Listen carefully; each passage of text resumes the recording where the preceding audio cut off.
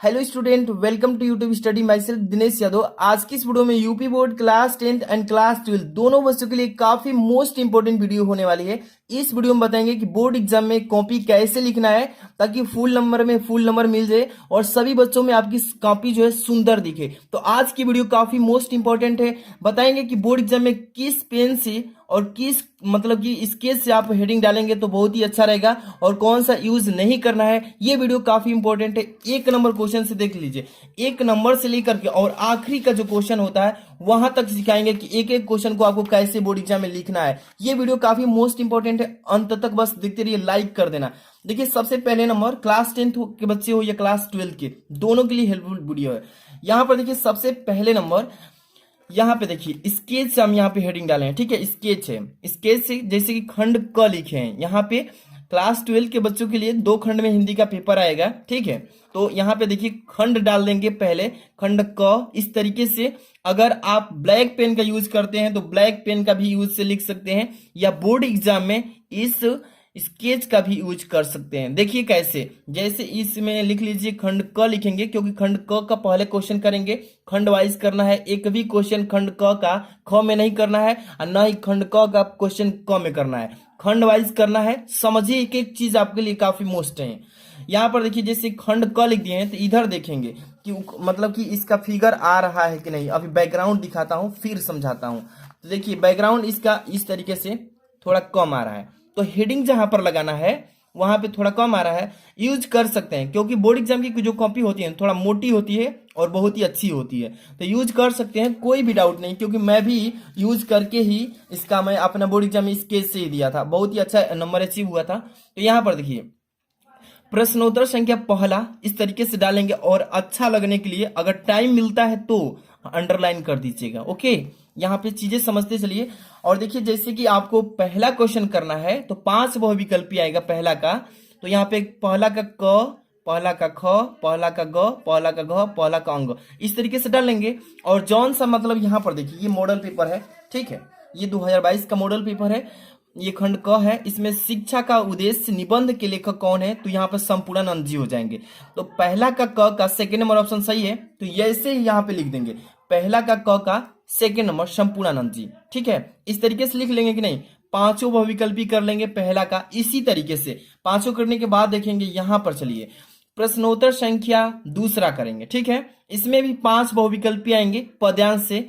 तो यहाँ पर देखिए दूसरा का क, ख, ग, ख, अंग जो भी सही होगा, इस तरीके से दूसरा क, अगर मान लीजिए बहुविकल्पी नंबर दूसरा सही है तो 2 ऐसे लिखेंगे और क्वेश्चन का जो ऑप्शन है उतार देंगे, क्षयवादी युग। ठीक है, इसी तरीके से आपको पांचों इसका भी कर लेंगे तो एक भी नंबर नहीं कटेगा, और मैं गारंटी देता हूं कि हिंदी में आप टॉपर बन जाएंगे। इसके बाद अब चलिए क्वेश्चन नंबर 3 को कैसे करना है। एक एक क्वेश्चन को समझ लीजिए, काफी मोस्ट इंपॉर्टेंट टाइम देकर मैं बना रहा हूं, वीडियो को जरूर लाइक करना है। ठीक है, देखिए प्रश्नोत्तर संख्या 3, प्रश्नोत्तर संख्या जो आता है 3, ये आता है आपका गद्यांश से। ठीक है, तो गद्यांश जो भी प्रश्न आप कर रहे हैं तो उसमें एक देखिए संकेत डालेंगे तो बहुत ही बेस्ट रहेगा। संकेत डालने का मतलब मैं क्या कह रहा हूं आपको समझा दूं। देखिए, मान लीजिए कि पेपर है, ठीक है, ये पेपर है, ये गद्यांश है। रविंद्रनाथ ने इस भारतवर्ष को महामानव समुद्र कहा है। तो संकेत इसलिए मैं कह रहा हूं कि अथवा में भी क्वेश्चन आता है और मेन क्वेश्चन आता है। तो संकेत में शुरू से 2-3 वर्ड उठाएंगे और लास्ट से 2-3 वर्ड उठाएंगे, डाट डाट करके लिख देंगे। वही चीज मैं यहाँ पे समझाया हूं, लिख देते हैं तो एग्जामिनर समझ जाएगा कि बच्चा कौन सा इसमें मतलब गद्यांश किया है सॉल्यूशन। ठीक है, धरती माता की डॉट डॉट लास्ट में जांच पड़ताल आवश्यक है। इस तरीके से संदर्भ डालेंगे हेडिंग। ठीक है, और यहाँ पर देखिए संदर्भ डालेंगे, प्रस्तुत गद्यांश हमारी पाठ्य पुस्तक के गद्य भाग में संकलित एवं भारतीय संस्कृत के अध्येता वासुदेव शरण अग्रवाल द्वारा लिखित राष्ट्र का स्वरूप शीर्षक निबंध से अवतरित है। तो इसमें देखिए मैंने ब्लैक पेन का भी यूज किया है और आप लोग को बताने के लिए ही पढ़ा है। देखिए जहां पे गद गरिमा है भाग, इसको आप ब्लैक से लिखिएगा। यहाँ पे जो राइटर है इस चैप्टर के, उनका भी नाम ब्लैक पेन से लिख लीजिएगा। ठीक है, यहाँ पर चैप्टर जो है आपका राष्ट्र का स्वरूप, इसको भी ब्लैक से। ठीक है, अच्छा दिखने के लिए, और सबसे अच्छा रहेगा तो फुल में फुल नंबर भी मिलेगा। इसी तरीके से जितने भी इससे रिलेटेड क्वेश्चन है गद्यांश से नंबर डालकर अच्छे से कर लेना है। इसके बाद हम 4 नंबर क्वेश्चन को समझाते हैं कि आपको ऐसे ही बोर्ड एग्जाम में लिखना है। अब देखिए प्रश्नोत्तर संख्या 4 करेंगे, ठीक है। इसमें भी ये पद्यांश से आता है, वो गद्यांश था 3 नंबर, ये 4 नंबर पद्यांश है। इसका भी संकेत ऐसे डाल लीजिएगा, जैसे लज्जाशील पथिक, महिला डॉट डॉट करके, और आखिरी मतलब लास्ट का मलानताएं मिटाना, इतना डालेंगे। इसके बाद इस चैप्टर का पूछता है कि संदर्भ लिखिए, संदर्भ लिख दीजिए, या पूछेगा कि शीर्षक का नाम, लेखक का नाम, तो वो भी लिख सकते हैं, या संदर्भ भी लिख सकते हैं, दोनों में से कोई लिखेंगे, आपको 2 नंबर फिक्स है। जैसे कि प्रस्तुत पद महाकाव्य अयोध्या सिंह उपाध्याय हरिओ द्वारा प्रिय प्रवास से हमारी पाठ्य पुस्तक के पद भाग में संकलित पवन दूती का शीर्षक काव्य से उद्गृत है, ठीक है। तो इसमें चैप्टर का जो राइटर है, इसका नाम ब्लैक पेन से, यहाँ प्रिय प्रवास जो है, इसमें जो भी इंपॉर्टेंट है, नाम, लेखक, चैप्टर का नाम, किस भाग से लिया गया है, ब्लैक पेन से डाल देंगे। समझ में आ रहा है ना? इसी तरीके से करना है। और जो बच्चे अगर स्केच से नहीं हेडिंग डालना चाहते हैं, ब्लैक पेन इसी तरीके का, इसी पेन में ब्लैक पेन भी आता है, ठीक है, तो उससे लिख सकते हैं हेडिंग। और ऐसे जो नॉर्मल पेन है, जिस पेन से आपकी हैबिट है अच्छा लिख पाते हैं, उसी को यूज कीजिएगा बोर्ड एग्जाम में, ठीक है। तो अब इसके बाद संदर्भ डालेंगे। इसके बाद रेखांकित अंश की व्याख्या कह रहा है, तो रेखांकित अंश की व्याख्या यहाँ पे हेडिंग डालेंगे और उस अंश की व्याख्या कर देंगे इस तरीके से, ठीक है। 4 नंबर क्वेश्चन कंप्लीट हो जाएगा। अब चलते हैं 5 नंबर क्वेश्चन पे। ये 4 नंबर का ही ये क्वेश्चन का आंसर। यहाँ पे आते हैं 5वां नंबर। 5वां का देखिए, 5 का क भी आएगा, 5 का ख भी आएगा, ठीक है। 2 क्वेश्चन आते हैं, तो 5 का क जो है प्रश्नोत्तर संख्या 5 का क, और यहाँ पे 5 का क ये लेखक का जीवन परिचय लिखने के लिए आता है, और साहित्यिक परिचय भी लिखने के लिए आता है। तो लेखक का जीवन परिचय लिखेंगे तो 3 नंबर मिलेगा, और साहित्यिक परिचय देते हैं तो 2 नंबर, यानी टोटल 5 नंबर अचीव कर पाएंगे केवल लेखक के जीवन परिचय से। जैसे कि यहाँ पर देखिए प्रश्नोत्तर संख्या 5 का क डालेंगे, और मान लीजिए कि ऑप्शन नंबर दे देगा, तो वहां पे दूसरा नंबर मान लीजिए कि ऑप्शन में ये है, आपको याद है 3 का लिखना है, तो 2 नंबर ऑप्शन यहाँ पे लिख लेंगे। और किसके बारे में लिख रहे हैं जीवन परिचय, उनका सबसे ऊपर हेडिंग डाल लेंगे ब्लैक पेन से। जैसे कि डॉक्टर हजारी प्रसाद द्विवेदी जी का जीवन परिचय लिखना है आपको, तो सबसे पहले नाम ऊपर लिखेंगे, जीवन परिचय हेडिंग बना लेंगे अच्छे से। और इस जीवन परिचय को लिखना है, कहाँ पे ब्लैक पेन का यूज कर देना है, कहाँ पे ब्लू का, यही ध्यान रखना है। जैसे कि आचार्य हजारी प्रसाद द्विवेदी जी का जन्म सन 1907 ईस्वी को बलिया जिले के दुबे के छपरा ग्राम में हुआ था, ये तो आपको याद ही होगा। तो इस तरीके से देखिए सन जो है उनका जन्म कब हुआ था, ये सन ब्लैक पेन से लिख लेना है, ताकि इस पर जो है ध्यान पहले आकर्षित हो, ठीक है। अब देखिए उनका जो मृत्यु का सन है, ये सन 1979 ईस्वी में हुआ था, तो ये भी ब्लैक पेन से एग्जाम में लिखिएगा, तो ध्यान रखिएगा एक एक चीज को जो मैं बता रहा हूं, ऐसे लिख लेंगे जीवन परिचय। अब देखिए साहित्यिक परिचय में आइए, साहित्यिक परिचय कैसे लिखेंगे। साहित्यिक परिचय आचार्य हजारी प्रसाद द्विवेदी जी का हिंदी साहित्य के अंतर्गत आलोचना तथा निबंध के क्षेत्र में, तो मतलब इस तरीके से लिख लेंगे, ठीक है। जो मैं चीजें बता रहा हूँ, इस सन जो है ये ब्लैक पेन से लिखना है, यहाँ पे ब्लू यूज किया हूं मैं, बट आपको समझा रहा हूं, इसको आप ब्लैक से लिखिएगा, ठीक है, एग्जाम में। तो ये 5 का क है, और इसके बाद 5 का ख देखेंगे, ये कैसे उसको भी लिखना है। कृतिया भी लिख लेंगे 5 के क, ये लेखक का कृतिया जो है, जो जिसके बारे में अभी आपने लिखा है, उसकी कृतिया भी लिखना है, ताकि फुल में फुल नंबर मिले। अब चलते हैं 5 के ख पे। देखिए यहाँ पर ये है 5 का ख, यहाँ पे थोड़ा सा मिट गया है हमसे ही। 5 का ख प्रश्नोत्तर संख्या 5 के ख, ऐसे हेडिंग बना लेना है। अब देखिए, अब ये है कवि का जीवन परिचय, 5 का ख में आएगा कवि का जीवन परिचय। अब 5 के क जो किए हैं उसमें आया था लेखक का जीवन परिचय। तो मैथिली शरण गुप्त जी के बारे में आपका जीवन परिचय लिखना है, तो हेडिंग बना लेंगे सबसे ऊपर टॉप में, इनके बारे में जीवन परिचय हेडिंग डालेंगे। और जैसे मैंने वो लेखक का बताया है, सेम इसमें भी वैसे ही लिखना है। मैथिली शरण गुप्त जी का जन्म सनवत 1943 विद्वान सन 1886 ईस्वी में चीर गांव में हुआ था। तो मेन चीजें जो मैं बता रहा हूं कि आपको ये फंडा अपनाना है, बोर्ड एग्जाम में ऐसे ही लिखना है। एक भी गारंटी बोल रहा हूं कि एक भी नंबर नहीं कटेगा, आपका फुल में फुल नंबर देता जाएगा एग्जामिनर, ठीक है। तो इस तरीके से आपको जीवन परिचय लिख लेना है। इसके बाद देखिए साहित्यिक परिचय भी उनका देना है, तो यहाँ पे लिख लेना है। देखिए इसी तरीके से जैसे मैंने हेडिंग बना करके बताया है, इसी तरीके से लिखिएगा, ओके, एक भी नंबर नहीं कटेगा। 5 का ख हो गया। अब चलते हैं यहाँ पे 6 नंबर। ये अभी 5 का ख का ही क्वेश्चन है। रचना है, संकेत है, भारत भारतीय साहित्य में स्थान उन्हीं का है, मैथिली शरण गुप्त जी का। इसके बाद आते हैं 6 नंबर क्वेश्चन पे, ठीक है। अब देखिए 6 नंबर क्वेश्चन क्या बोलता है। प्रश्नोत्तर संख्या 6 लिख लेंगे, ठीक है। ये खंड काव्य से क्वेश्चन आता है, हर एक जिले का बच्चों का अलग अलग आता है। किस जिले से आप आए कमेंट कीजिए, उसके अकॉर्डिंग मैं आईएमपी क्वेश्चन बता दूंगा। जैसे कि बहादुर के प्रमुख पात्र, बहादुर की चरित्र चित्रण करने के लिए आएगा, ठीक है। पंचलाइड पर भी आता है, ठीक है। तो मतलब कि जो इंपॉर्टेंट है आप तैयार करके रखिएगा, ठीक है। और कैसे लिखना है 6 नंबर क्वेश्चन का, बहादुर के प्रमुख पात्र, बहादुर की चरित्र चित्रण पर इसका।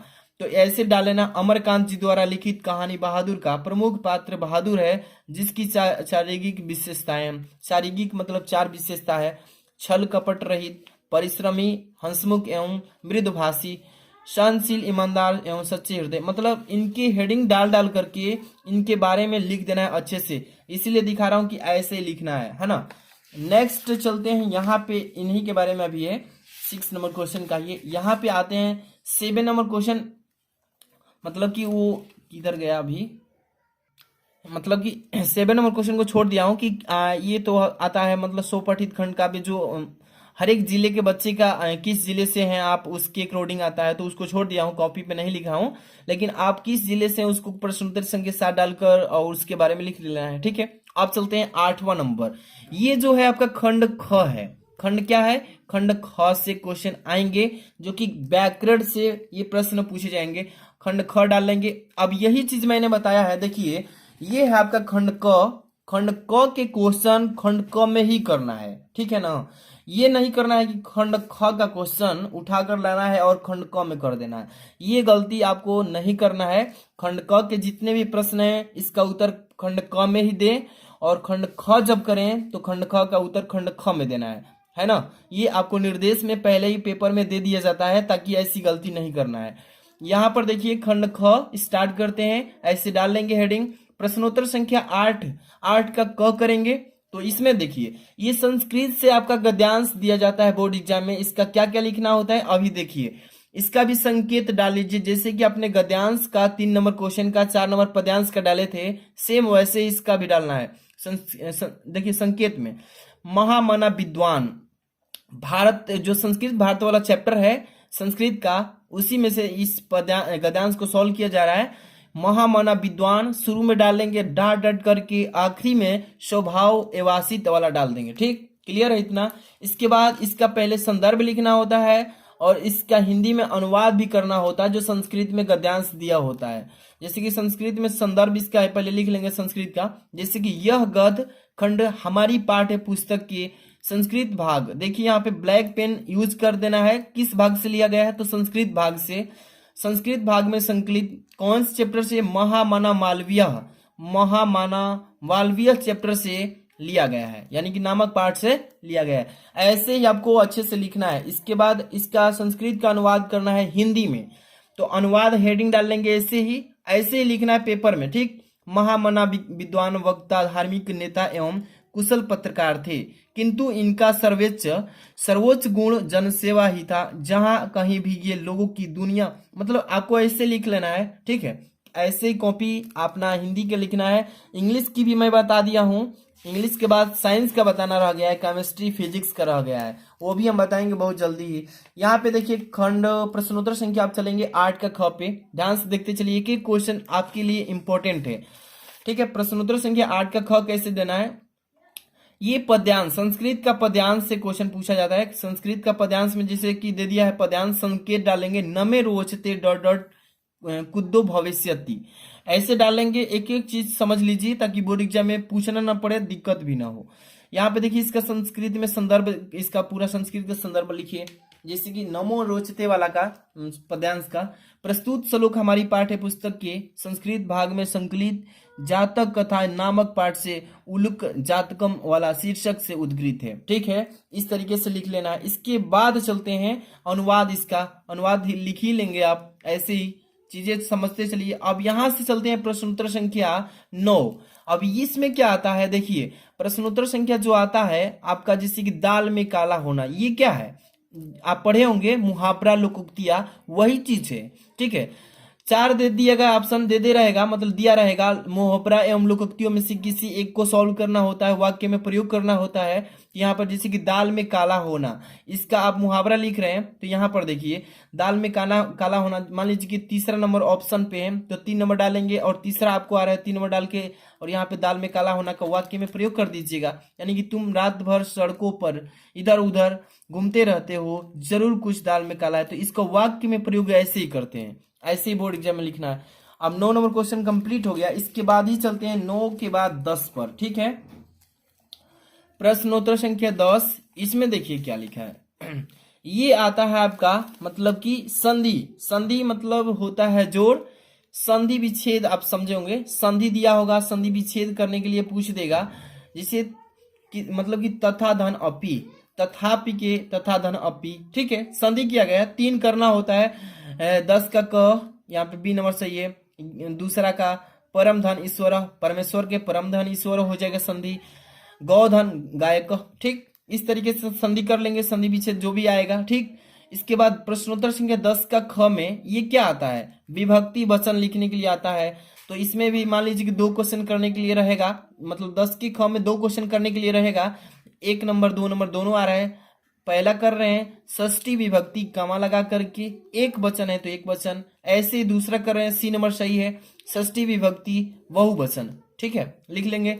इसके बाद चलिए प्रश्नोत्तर संख्या 11 में 10 का कंप्लीट हुआ मान लीजिए, तो यहाँ नहीं सॉरी ये है 11 का फर्स्ट नंबर।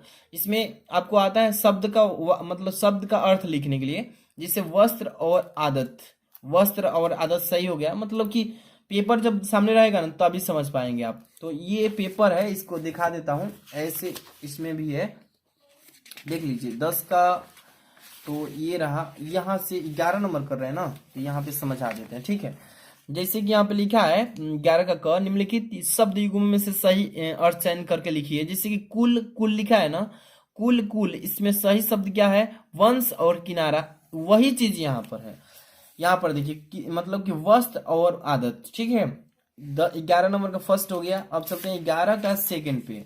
11 का सेकंड नंबर में क्या आता है, मतलब 2 चीज दिया होता है, एक 2 उसमें से करना होता है। देखिए एक ऊपर हो गया, एक नीचे दिया, अम्बुज और अम्बद का, तो ये हो जाएगा कमल और बादल, ठीक है। तो यही चीज ऐसे ही 2 करना होता है, तो दोनों को हल किया गया है। इसी तरीके से हेडिंग डाल डाल करके 11 का ख, ऐसे यहाँ पे मतलब कि ये एक शब्द का मतलब अंबर का पर्यायवाची बताना है, अंबर का आकाश वस्त्र एक का देना होता है, तो यही चीजें लिखे हैं। प्रश्नोत्तर संख्या ग में नेत्र सम्मुख, इसका अर्थ बताना है। जैसे कि यहाँ पर दिखाता हूँ 11 का ग, ये पेपर है ना, निम्नलिखित वाक्यों के लिए एक शब्द का चयन करके लिखना है। जो पहले कभी न हुआ हो उसको अभूतपूर्व कहते हैं, अभूतपूर्व वही चीज है। नेत्र सम्मुख, जिज्ञासु, जो जिसे जानने की इच्छा हो जिज्ञासु बोलते हैं, वही चीज है। यहाँ पे प्रश्नोत्तर संख्या 11 का घ, ये शुद्ध वाक्य करने के लिए एक अशुद्ध दे देगा और उसको आपको शुद्ध करके पेपर में से अपनी कॉपी में लिखना होता है। तो ऐसे तुम कुर्सी पर बैठे हो, तुम कुर्सी में बैठे हो दिया होगा, इसको शुद्ध करके लिखा गया है, ऐसे ही आपको भी लिख लेना है। इसके बाद चलते हैं 11 का घ हो गया। अब यहाँ पे 12 नंबर जो आता है आपका, बता देता हूँ, 12 नंबर जो आता है ना, उसमें आपको निबंध लिखने के लिए आता है, किस टॉपिक पे पत्र लिखन भी आता है 12 नंबर। 13 नंबर निबंध आता है। इसी तरीके से आपको मैं बहुत सारी वीडियो भी बना दिया हूँ कि निबंध कैसे लिखना है, पत्र कैसे लिखना है, सब कुछ बता दिया हूँ। तो आपको अगर वीडियो पसंद आई तो लाइक शेयर कर देना, चैनल को सब्सक्राइब कर लीजिएगा। अगर इसका पीडीएफ भी चाहिए आपको इस कॉपी की, तो वीडियो के डिस्क्रिप्शन में टेलीग्राम का लिंक दे दिया हूँ, जाकर के ज्वाइन हो जाइए, वहीं पे आपको सेंड कर देंगे। मिलते हैं नेक्स्ट वीडियो में, थैंक्स फॉर वॉचिंग।